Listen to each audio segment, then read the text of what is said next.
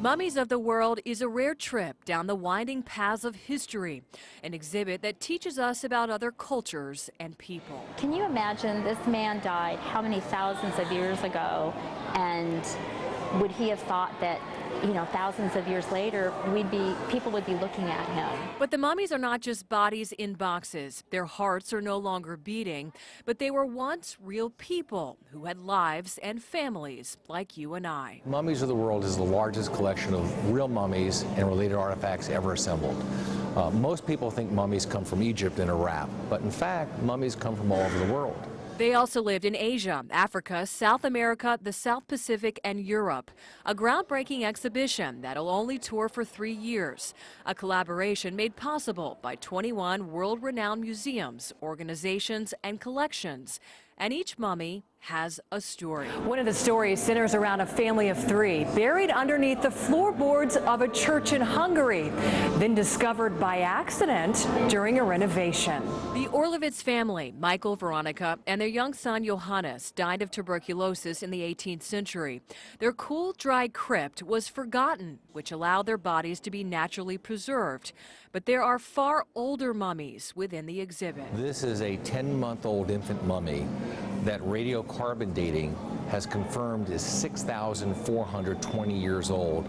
That's 3,000 years older than King Tut. The Peruvian little boy, who likely died of a heart condition, is known as the Dettman Child. So well preserved, you can still see his thick hair, finger, and toenails.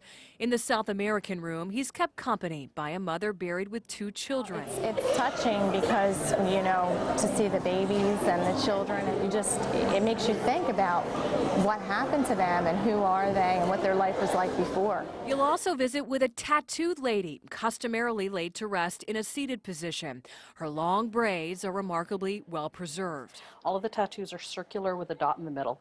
We don't actually know the meaning of the tattoos, but we do know that they may have been aesthetic. It may have been purely decorative. There are also mysteries when it comes to the exhibit's animal mummies. Noble Egyptian cats wrapped in a painted linen, a furry dog swallowed by a peat bog, and a howler monkey from Argentina stuffed with grasses.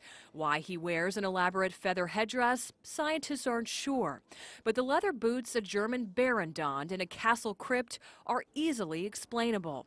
The craftsmanship, diamond-shaped nail heads on mint soles reveal he never wore the boots in life. This is a human being that lived and, played games and had a life, and now they're deceased, and you need to treat them with reverence and respect. They're not just human remains under glass. Mummies of the world are real people who led real lives and will whisper their stories if you're listening. Carson Chambers, ABC Action News.